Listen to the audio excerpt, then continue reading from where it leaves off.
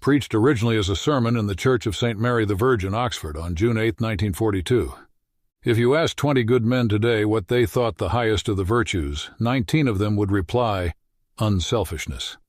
But if you asked almost any of the great Christians of old, he would have replied, love. You see what has happened. A negative term has been substituted for a positive, and this is of more than philological importance. The negative ideal of unselfishness carries with it the suggestion not primarily of securing good things for others, but of going without them ourselves, as if our abstinence and not their happiness was the important point. I do not think this is the Christian virtue of love. The New Testament has lots to say about self-denial, but not about self-denial as an end in itself. We are told to deny ourselves and to take up our crosses in order that we may follow Christ. And nearly every description of what we shall ultimately find if we do so contains an appeal to desire. If there lurks in most modern minds the notion that to desire our own good and earnestly to hope for the enjoyment of it is a bad thing, I submit that this notion has crept in from Kant and the Stoics and is no part of the Christian faith. Indeed, if we consider the unblushing promises of reward and the staggering nature of the rewards promised in the Gospels, it would seem that our Lord finds our desires not too strong, but too weak. We are half-hearted creatures, fooling about with drink and sex and ambition when infinite joy is offered us, like an ignorant child who wants to go on making mud pies in a slum because he cannot imagine what is meant by the offer of a holiday at the sea. We are far too easily pleased. We must not be troubled by unbelievers when they say that this promise of reward makes the Christian life a mercenary affair. There are different kinds of rewards. There is the reward which has no natural connection with the things you do to earn it, and is quite foreign to the desires that ought to accompany those things. Money is not the natural reward of love. That is why we call a man mercenary, if he marries a woman for the sake of her money. But marriage is the proper reward for a real lover, and he is not mercenary for desiring it. A general who fights well in order to get a peerage is mercenary. A general who fights for victory is not, victory being the proper reward of battle, as marriage is the proper reward of love. The proper rewards are not simply tacked on to the activity for which they are given, but are the activity itself in consummation. There is also a third case, which is more complicated. An enjoyment of Greek poetry is certainly a proper, and not a mercenary, reward for learning Greek. But only those who have reached the stage of enjoying Greek poetry can tell from their own experience that this is so. The schoolboy beginning Greek grammar cannot look forward to his adult enjoyment of Sophocles as a lover looks forward to marriage or a general to victory. He has to begin by working for marks, or to escape punishment, or to please his parents, or at best in the hope of a future good, which he cannot at present imagine or desire. His position, therefore, bears a certain resemblance to that of the mercenary. The reward he is going to get will, in actual fact, be a natural or proper reward, but he will not know that till he has got it. Of course, he gets it gradually. Enjoyment creeps in upon the mere drudgery, and nobody could point to a day or an hour when the one ceased and the other began. But it is just in so far as he approaches the reward that he becomes able to desire it for its own sake. Indeed, the power of so desiring it is itself a preliminary reward. The Christian, in relation to heaven, is in much the same position as this schoolboy. Those who have attained everlasting life in the vision of God doubtless know very well that it is no mere bribe, but the very consummation of their earthly discipleship. But we who have not yet attained it cannot know this in the same way, and cannot even begin to know it at all except by continuing to obey and finding the first reward of our obedience in our increasing power, to desire the ultimate reward. Just in proportion as the desire grows, our fear, lest it should be a mercenary desire, will die away, and finally be recognized as an absurdity. But probably this will not for most of us happen in a day. Poetry replaces grammar, gospel replaces law, longing transforms obedience as gradually as the tide lifts a grounded ship. But there is one other important similarity between the schoolboy and ourselves. If he is an imaginative boy, he will, quite probably, be reveling in the English poets and romancers suitable to his age, sometime before he begins to suspect that Greek grammar is going to lead him to more and more enjoyments of this same sort. He may even be neglecting his Greek to read Shelley and Swinburne in secret, In other words, the desire which Greek is really going to gratify already exists in him, and is attached to objects which seem to him quite unconnected with Xenophon and the verbs in me. Now, if we are made for heaven, the desire for our proper place will be already in us, but not yet attached to the true object, and will even appear as the rival of that object. And this, I think, is just what we find. No doubt there is one point in which my analogy of the schoolboy breaks down. The English poetry which he reads when he ought to be doing Greek exercises may be just as good as the Greek poetry to which the exercises are leading him, so that in fixing on Milton instead of journeying on to Aeschylus, his desire is not embracing a false object. But our case is very different. If a trans-temporal, transfinite good is our real destiny, then any other good on which our desire fixes must be in some degree fallacious, must bear at best only a symbolical relation to what will truly satisfy. In speaking of this desire for our own far-off country, which we find in ourselves even now, I feel a certain shyness. I am almost committing an indecency. I am trying to rip open the inconsolable secret in each one of you, the secret which hurts so much that you take your revenge on it by calling it names like nostalgia and romanticism and adolescence. The secret also which pierces with such sweetness that when, in very intimate conversation, the mention of it becomes imminent, we grow awkward and affect to laugh at ourselves. The secret we cannot hide and cannot tell, though we desire to do both. We cannot tell it because it is a desire for something that has never actually appeared in our experience. We cannot hide it because our experience is constantly suggesting it, and we betray ourselves like lovers at the mention of a name. Our commonest expedient is to call it beauty and behave as if that had settled the matter. Wordsworth's expedient was to identify it with certain moments in his own past. But all this is a cheat. If Wordsworth had gone back to those moments in the past, he would not have found the thing itself, but only the reminder of it. What he remembered would turn out to be itself a remembering. The books or the music in which we thought the beauty was located will betray us if we trust to them. It was not in them. It only came through them, and what came through them was longing. These things, the beauty, the memory of our own past, are good images of what we really desire. But if they are mistaken for the thing itself, they turn into dumb idols, breaking the hearts of their worshippers. For they are not the thing itself. They are only the scent of a flower we have not found, the echo of a tune we have not heard, news from a country we have never yet visited. Do you think I am trying to weave a spell? Perhaps I am, but remember your fairy tales. Spells are used for breaking enchantments as well as for inducing them. And you and I have need of the strongest spell that can be found to wake us from the evil enchantment of worldliness, which has been laid upon us for nearly 100 years. Almost our whole education has been directed to silencing this shy, persistent inner voice. Almost all our modern philosophies have been devised to convince us that the good of man is to be found on this earth. And yet it is a remarkable thing that such philosophies of progress or creative evolution themselves bear reluctant witness to the truth that our real goal is elsewhere. When they want to convince you that earth is your home, notice how they set about it. They begin by trying to persuade you that earth can be made into heaven, thus giving a sop to your sense of exile in earth as it is.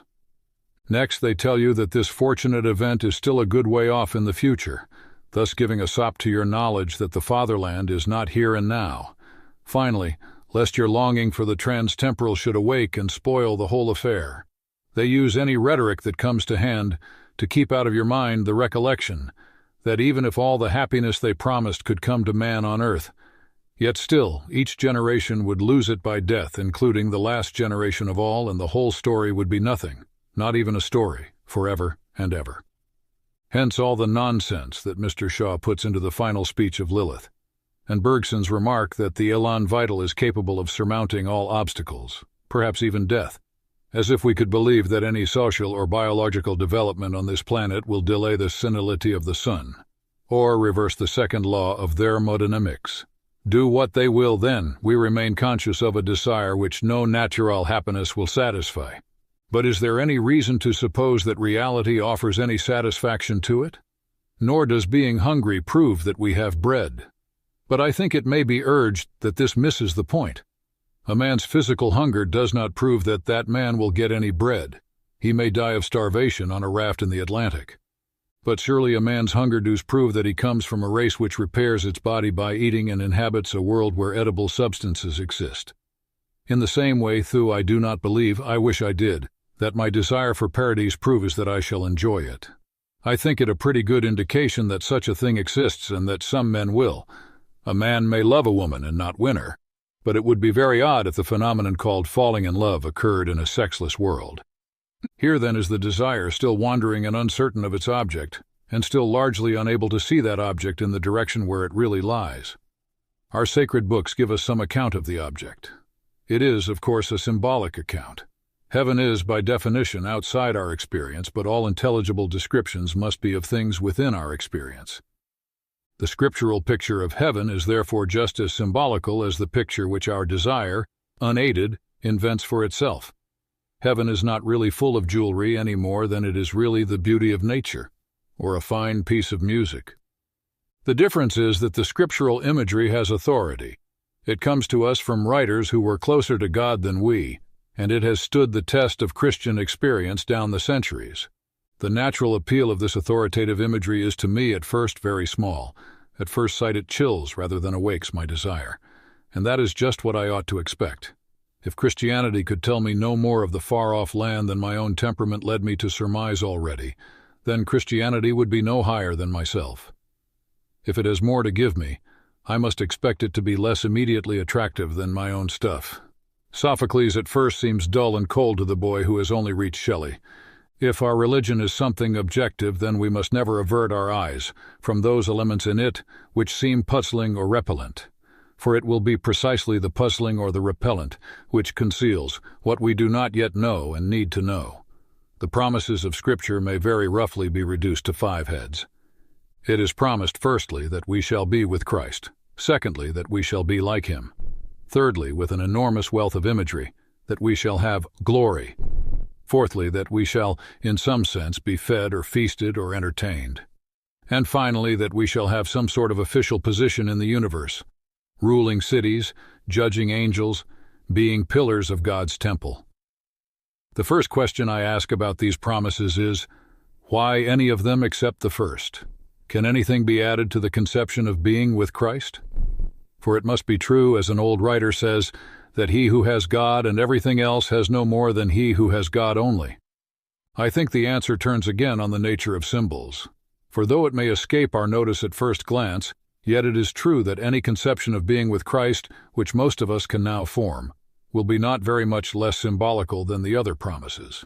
For it will smuggle in ideas of proximity in space and loving conversation as we now understand conversation, and it will probably concentrate on the humanity of Christ to the exclusion of his deity. And in fact, we find that those Christians who attend solely to this first promise always do fill it up with very earthly imagery indeed. In fact, with hymeneal or erotic imagery. I am not for a moment condemning such imagery. I heartily wish I could enter into it more deeply than I do, and pray that I yet shall.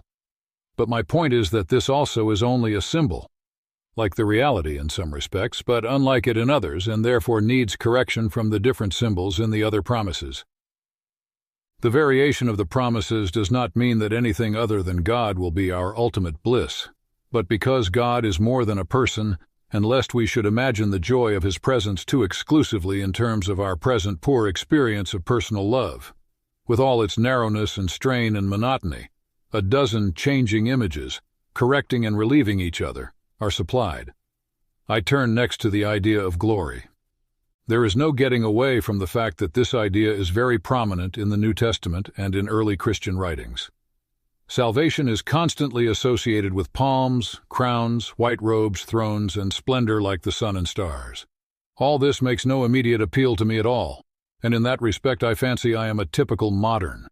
Glory suggests 2 ideas to me, of which one seems wicked and the other ridiculous. Either glory means to me fame or it means luminosity. As for the first, since to be famous means to be better known than other people, the desire for fame appears to me as a competitive passion and therefore of hell, rather than heaven. As for the second, who wishes to become a kind of living electric light bulb? When I began to look into this matter, I was shocked to find such different Christians as Milton, Johnson, and Thomas Aquinas, taking heavenly glory quite frankly in the sense of fame or good report, but not fame conferred by our fellow creatures, fame with God, approval, or, I might say, appreciation by God. And then when I had thought it over, I saw that this view was scriptural. Nothing can eliminate from the parable the divine accolade, "Well done, thou good and faithful servant." With that, a good deal of what I had been thinking all my life fell down like a house of cards. I suddenly remembered that no one can enter heaven except as a child. And nothing is so obvious in a child, not in a conceited child, but in a good child, as its great and undisguised pleasure in being praised. Not only in a child either, but even in a dog or a horse. Apparently what I had mistaken for humility had, all these years, prevented me from understanding what is in fact the humblest, the most childlike, the most creaturely of pleasures. Nay, the specific pleasure of the inferior, the pleasure a beast before men, a child before its father, a pupil before his teacher, a creature before its creator. I am not forgetting how horribly this most innocent desire is parodied in our human ambitions, or how very quickly, in my own experience, the lawful pleasure of praise from those whom it was my duty to please turns into the deadly poison of self-admiration. But I thought I could detect a moment, a very, very short moment before this happened, during which the satisfaction of having pleased those whom I rightly loved and rightly feared was pure. And that is enough to raise our thoughts to what may happen when the redeemed soul, beyond all hope and nearly beyond belief, learns at last that she has pleased him whom she was created to please. There will be no room for vanity then. She will be free from the miserable illusion that it is her doing. With no taint of what we should now call self-approval, she will most innocently rejoice in the thing that God has made her to be, and the moment which heals her old inferiority complex forever will also drown her pride deeper than Prospero's book. Perfect humility dispenses with modesty. If God is satisfied with the work may be satisfied with itself. It is not for her to bandy compliments with her sovereign. I can imagine someone saying that he dislikes my idea of heaven as a place where we are patted on the back. But proud misunderstanding is behind that dislike. In the end, that face, which is the delight or the terror of the universe, must be turned upon each of us either with one expression or with the other, either conferring glory inexpressible or inflicting shame that can never be cured or disguised. I read in a periodical the other day that the fundamental thing is how we think of God. By God himself it is not. How God thinks of us is not only more important, but infinitely more important. Indeed, how we think of him is of no importance except in so far as it is related to how he thinks of us. It is written that we shall stand before him, shall appear, shall be inspected. The promise of glory is the promise, almost incredible and only possible by the work of Christ, that some of us, that any of us who really chooses, shall actually survive that examination, shall find approval, shall please God, to be a real ingredient in the divine happiness, to be loved by God, not merely pitied, but delighted in, as an artist delights in his work or a father in a son. It seems impossible, a weight or burden of glory which our thoughts can hardly sustain. But so it is. And now notice what is happening. If I had rejected the authoritative and scriptural image of glory and stuck obstinately to the vague desire which was at the outset my only pointer to heaven, I could have seen no connection at all between that desire and the Christian promise. But now, having followed up what seemed puzzling and repellent in the sacred books, I find, to my great surprise, looking back, that the connection is perfectly clear. Glory, as Christianity teaches me to hope for it, turns out to satisfy my original desire, and indeed to reveal an element in that desire which I had not noticed. By ceasing for a moment to consider my own wants, I have begun to learn better what I really wanted. When I attempted a few minutes ago to describe our spiritual longings, I was omitting one of their most curious characteristics. We usually notice it just as the moment of vision dies away, as the music ends or as the landscape loses the celestial light. What we feel then has been well described by Keats as the journey homeward to habitual self. You know what I mean. For a few minutes we have had the illusion of belonging to that world. Now we wake to find that it is no such thing. We have been mere spectators. Beauty has smiled, but not to welcome us. Her face was turned in our direction, but not to see us. We have not been accepted, welcomed, or taken into the dance. We may go when we please, we may stay if we can. Nobody marks us. A scientist may reply that since most of the things we call beautiful are inanimate, it is not very surprising that they take no notice of us. That, of course, is true. It is not the physical objects that I am speaking of, but that indescribable something of which they become for a moment the messengers. And part of the bitterness which mixes with the sweetness of that message is due to the fact that it so seldom seems to be a message intended for us, but rather something we have overheard. By bitterness I mean pain, not resentment. We should hardly dare to ask that any notice be taken of ourselves, but we pine. The sense that in this universe we are treated as strangers, the longing to be acknowledged, to meet with some response, to bridge some chasm that yawns between us and reality, is part of our inconsolable secret. And surely, from this point of view, the promise of glory, in the sense described, becomes highly relevant to our deep desire. For glory meant good report with God, acceptance by God, response, acknowledgement, and welcome into the heart of things. The door on which we have been knocking all our lives will open at last. Perhaps it seems rather crude to describe glory as the fact of being noticed by God. But this is almost the language of the New Testament. St. Paul promises to those who love God not, as we should expect, that they will know him, but that they will be known by him, Corinthians 3. It is a strange promise. Does not God know all things at all times? But it is dreadfully re-echoed in another passage of the New Testament. There we are warned that it may happen to any one of us to appear at last before the face of God and hear only the appalling words, "I never knew you. Depart from me." In some sense, as dark to the intellect as it is unendurable to the feelings, we can be both banished from the presence of him who is present everywhere and erased from the knowledge of him who knows all. We can be left utterly and absolutely outside, repelled, exiled, estranged, finally and unspeakably ignored. On the other hand, we can be called in, welcomed, received, acknowledged. We walk every day on the razor edge between these two incredible possibilities. Apparently, then, our lifelong nostalgia, our longing to be reunited with something in the universe from which we now feel cut off, to be on the inside of some door which we have always seen from the outside, is no mere neurotic fancy, but the truest index of our real situation. And to be at last summoned inside would be both glory and honor beyond all our merits, and also the healing of that old ache. And this brings me to the other sense of glory, glory as brightness, splendor, luminosity. We are to shine as the sun. We are to be given the morning star. I think I begin to see what it means. In one way, of course, God has given us the morning star already. You can go and enjoy the gift on many fine mornings if you get up early enough. What more, you may ask, do we want? But we want so much more, something the books on aesthetics take little notice of. But the poets and the mythologies know all about it. We do not want merely to see beauty, though, God knows. Even that is bounty enough. We want something else which can hardly be put into words. To be united with the beauty we see, to pass into it, to receive it into ourselves, to bathe in it, to become part of it. That is why we have peopled air and earth and water with gods and goddesses and nymphs and elves. That though we cannot, yet these projections can, enjoy in themselves that beauty, grace, and power of which nature is the image. That is why the poets tell us such lovely falsehoods.